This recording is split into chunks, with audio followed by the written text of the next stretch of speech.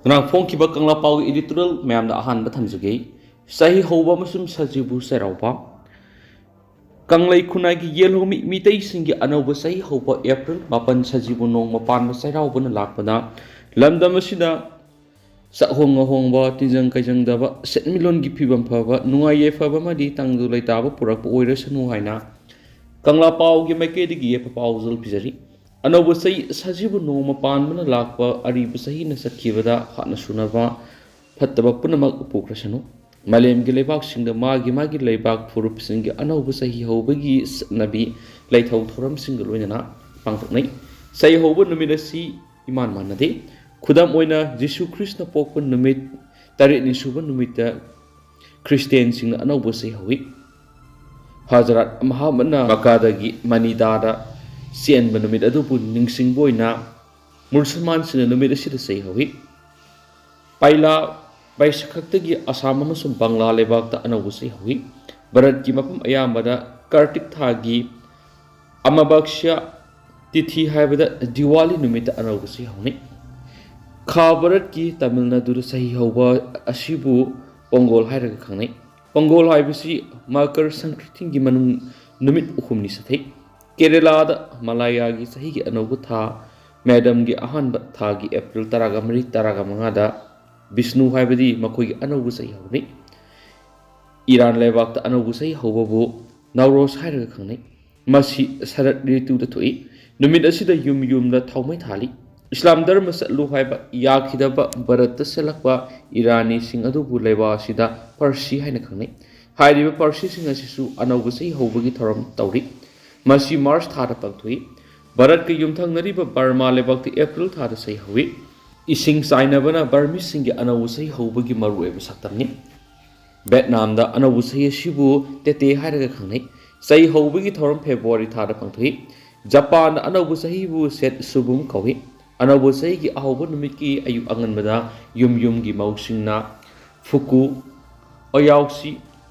ꯑꯣꯃꯤꯌꯣꯇꯣ ꯍꯥꯏꯕꯗꯤ ꯐꯠꯇꯕꯁꯤꯡ ꯂꯥꯞꯅ ꯆꯠꯈ꯭ꯔꯁꯅꯨ ꯑꯐꯕ ꯂꯥꯛꯂꯁꯅꯨ ꯍꯥꯏꯅ ꯌꯨꯝ ꯌꯨꯝꯒꯤ ꯃꯥꯏꯀꯩ ꯃꯔꯤꯗ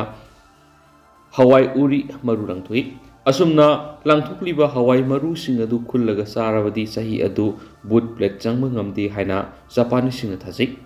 ꯆꯤꯅꯥ ꯂꯩꯕꯥꯛꯀꯤ ꯈ꯭ꯋꯥꯏꯗꯒꯤ ꯍꯦꯟꯅ ꯆꯥꯎꯕ ꯍꯔꯥꯎ ꯀꯨꯝꯍꯩꯗꯤ ꯅꯤꯡꯁꯤꯡꯕ ꯉꯝꯗ꯭ꯔꯕ ꯃꯇꯝꯗꯒꯤ ꯍꯧꯅ ꯆꯍꯤ ꯍꯧꯕꯒꯤ ꯊꯧꯔꯝ ꯑꯁꯤꯅꯤ꯫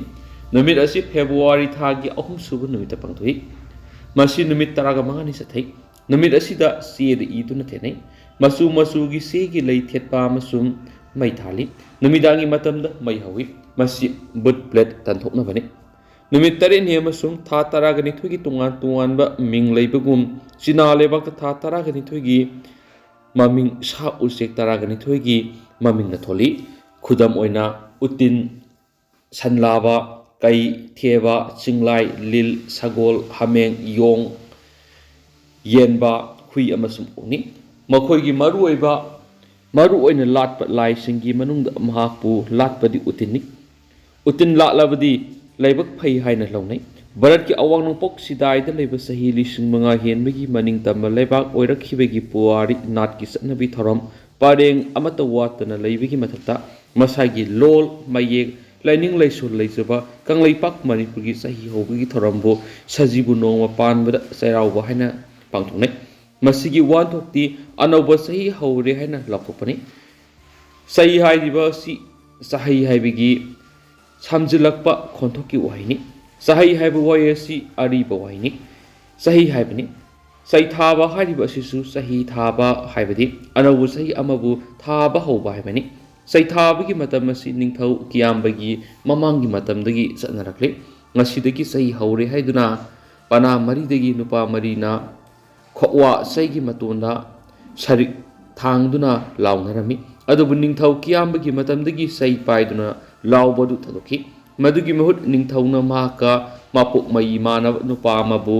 ꯁꯅꯥ ꯀꯣꯅꯨꯡꯗ ꯂꯩꯕꯥꯛꯀꯤ ꯑꯋꯥ ꯑꯅꯥ ꯄꯨꯝꯅꯃꯛ ꯃꯍꯥꯛꯅ ꯄꯨꯔꯈꯤ꯫ ꯃꯃꯥꯡꯒꯤ ꯆꯍꯤꯗꯒꯤꯗꯤ ꯑꯅꯧꯕ ꯆꯍꯤ ꯑꯁꯤꯅ ꯍꯦꯟꯅ ꯐꯕ ꯑꯣꯏꯔꯁꯅꯨ ꯍꯥꯏꯅ ꯂꯥꯎꯍꯜꯂꯦ꯫ ꯆꯩ ꯊꯥꯗꯣꯛꯈ꯭ꯔꯦ ꯍꯥꯏꯕꯗꯒꯤ ꯆꯩ ꯊꯥꯕ ꯀꯥꯎꯅꯈꯤꯕꯅꯤ ꯍꯥꯏꯅꯩ꯫ ꯀꯪꯂꯩꯄꯥꯛ ꯃꯅꯤꯄꯨꯔꯗ ꯆꯔꯛ ꯄꯨꯖꯥ ꯅꯨꯃꯤꯠꯇ ꯆꯩꯔꯥꯎꯈꯤꯕꯁꯤ 19 ꯁꯨꯕ ꯆꯍꯤꯆꯥ ꯍꯧꯒꯠꯂꯛꯄꯗ ꯃꯤꯇꯩꯁꯤꯡꯅ Hindu laining laurubadagi oirakibani lamdam asigi anaubo sahi hauba sajibu sairauba matungda numit mangani sintha lepnarami sajibu sairaubaga mari leinaba kongba laithong phatpa sajibu laikhun phunbagi laithau thoramasi lainung lonja aribagi matamdagi kangla manungda pangthoknarami sajibu sairaubagi thoramasi ngasidagi sahi lising ani rongi mamangni lerakibani anabo sahi sajibu sairaubagi thoram sarak puja na matam sangna marak thalakhiba do haujikti nat ki saktam ngak na hingba pamba miyoigi masing nong nom gi hengalakibadagi paksana pangthoknare kanglaisa singgi anauba sei sajibu sairaubna lakpada lamdam asida yaifaba purako oiresano amuke hena thamnijari furup amana masagi ngamkhai amari satnabi saktam ngak na hingba ngamdrabadi mami samlaba furupni furup ki saktam ngak na bo hona ba haibisi yawol revolution ni singthane makhasa tharak poina to papawmana World Health Day 2024 gi thoram pangai bazar ngarang pangthokre Senior Citizen Society Khundrapam EAC na sinduna World Health Day 2024 gi thoram pangai bazar ngarang pangthokre thoram adura Shri S Syam Kishore Singha ex BJP candidate Khundrapam EAC Maidi Khangembam Rajendra Singha President Senior Citizen Society Khundrapam EAC namadi Khetrimayum Kala Singha Manipur gi heart surgeon amadi National Award na DICE ki lighting oiki nga fogiba conical poxy digi lokusaragani thoramadugui matana Dr. Kalan hai World Health Organization sahi khudingi thim ammam piduna mipung khudimappu media gi khuthangna tawgadaba thoram sing adu mek sing piri handak sai gi thim di My Health My Right haibani masina takpadi aigi ishasi phana thamba phana leiba haibasi aigi tawdraba yadraba ithoni Haksang si afaba mongda natragana phibamna thamduna tijang kaijangdaba haibatu oiba ngamnaba honaba haibasi aigi punsi gi tawdraba yadraba thawdangni aina tawjariba mayam si kanaguma miyo amagi makhara tawba nati natraga makoina pirakku yathangi matungina tawbusu nati aigi isagi tawpham thokpuda tawjabani punsi esi nungaina madi sangna leiba ngamnabagi damakta haksang fana thambatai aduna aina tawgadaba miyamgi manungda afaba chinjak chaba Fatraba madi haksangda hu oigadaba yu hidak mana kwa surupna singba nisagi pulam sing sizinadana langtaknaba wakal thadokpa haksangi arumba hengat handaba imung manunggi miyoi sing laikagi miyoi sing amadi marupa pang sing pukning harauna loinana matam supada isagi blood pressure amadi ida yawba sini amasum cholesterol wanghandanaba honaba Laifam Zapam Madi Yungi Akoiba Pamsing Luna Thamba Madi Ishada Mahik Manai Sanganaba Honaba Sing Basi Aigi Topom Topa Itagni Haina can be Waiki Taura Madugi Manungsana Free Medical Camp Amasu Pangtoki Amadi Daraka Levi Hidak Sugentoki Saurakna Miyoi Samaru Medical Camp Maduda Layanki Tentakna Narangi Sipong Nigi Lupa Lising Nifugum Degi Sahum Rongi Wagadaba You Forget Credit Election Commission of India ECI gi instruction matung ina commissioner mi makhada pamdaba thaudok sing thoktana district nodal officer o Surjit Singh amadi OC Excise Nambol OC Excise Moirang apunbai enforcement team Bishnupur district na sabal tongba kobui khul sangduna red chathabada saurakna lupa lising nifu ko humdoiga sahumrong gi oigadaba yungok sing fuat pangkre makhatana leptana drive sathigani haina DNO Surjit Singhana haiyensu pausida sumakhatari atopa pawamadana meso tharaujono thagalakpa ma ki Facebook social media post mu wadiba myamda thamjige Facebook da thagalakpa aranba propaganda sandoktu isu sharuk soiriba mayam se semdoknaba hotnaminasi soikhre haibiu nupa thokna haibu afum thamlakli Election lapasita masa masagi asweba khumnaba masa masagi party sigi asweba khumnaba tawbase tawbiganu BJP na aduki matik soigiba mayam se akoi loima khangaba ngatani akoi gi wariba praja mayam na wariba se solution porapa ngamdabadi natro si mayam si mayam praja loi khangaba ngatani congress ta su kyam mamang dagi soiram gi habase loina khangaba ngatani adu masagi asweba khumnaba gi damakta mibu jingdana bonaba mibu thamaina bonaba mibu namdana bonaba se tawbiganu adu sorpodi isado soigre he ai si ma soigre he ai si ma tawgre he ai matangda onthokna honajage haraga dubaina yam lingna nupa thokna sengdokna sengdoga bot khombiu natabida ꯃꯇꯝꯗ ꯑꯃꯅ ꯑꯃ ꯍꯥꯏꯖꯟꯅꯔꯒ ꯑꯃꯒ ꯁꯟꯗꯣꯛꯅꯔꯒ ꯑꯔꯥꯟꯕ ꯄ꯭ꯔꯣꯄꯥꯒꯦꯟꯗꯥ ꯇꯧꯅꯕꯁꯦ ꯁꯤ ꯇꯧꯗꯅꯕ ꯍꯣꯠꯅꯕꯤꯌꯨ ꯍꯥꯏꯗꯨꯅ ꯃꯌꯥꯝꯗ ꯍꯥꯏꯖꯔꯤ ꯊꯕꯛ ꯇꯧꯕ ꯉꯝꯃꯣꯏꯗꯕ ꯊꯕꯛ ꯄꯥꯏꯈꯠꯄ ꯉꯝꯃꯣꯏꯗꯕ ꯑꯣꯏꯇꯥꯔꯒꯗꯤ ꯑꯩ ꯚꯣꯠ ꯂꯦꯞꯇ꯭ꯔꯁꯨ ꯌꯥꯏ ꯚꯣꯠ ꯇꯧꯗ꯭ꯔꯁꯨ ꯌꯥꯏ ꯊꯕꯛ ꯇꯧꯖꯒꯦꯅ ꯆꯪꯖꯕꯅꯤ ꯁꯣꯂꯨꯁꯟ ꯄꯨꯔꯛꯄ ꯉꯝꯅꯕ ꯍꯣꯠꯅꯖꯒꯦꯅ ꯆꯪꯖꯕꯅꯤ ꯅꯁꯥꯅ ꯄꯥꯝꯖꯕꯗꯤ ꯀꯔꯤꯅꯣ ꯅꯁꯥ ꯃꯥꯏ ꯄꯥꯛꯑ ꯃꯇꯨꯡꯗ ꯔꯤꯂꯤꯐ ꯀꯦꯝꯞꯇ ꯂꯩꯔꯤꯕ ꯃꯌꯥꯝꯁꯦ ꯃꯤꯅꯤꯁꯇ꯭ꯔꯤ ꯑꯣꯐ ꯍꯣꯝ ꯑꯦꯐꯤꯌꯔꯁꯇꯒꯤ ꯆꯦ ꯂꯥꯛꯈ꯭रे ꯃꯈꯣꯏ ꯁꯦꯀ꯭ꯌꯨꯔꯤꯇꯤ ꯄꯤꯔꯀꯥꯟꯗ ꯍꯟꯖꯤꯟꯅꯕ ꯁꯦ ꯒꯣꯔꯃꯦꯟꯠꯒ ꯇꯧꯔꯀꯥꯟ ꯍꯣꯠꯅꯈ꯭रेꯅ ꯁꯦꯟꯇꯔꯗꯒꯤ ꯁꯨꯃꯥꯏꯅ ꯄ꯭रेशर ꯂꯥꯛꯈ꯭रे ꯍꯥꯏꯅ ꯑꯗꯨꯃꯥꯏꯅ ꯊꯕꯛ ꯑꯣꯏꯅ ꯑꯣꯟꯊꯣꯛꯄ ꯄꯥꯝꯖꯩ ꯅꯠꯇꯕꯤꯗ ꯃꯍꯦꯁꯣꯔꯗ ꯐꯖꯅ ꯂꯥꯎꯈ꯭रे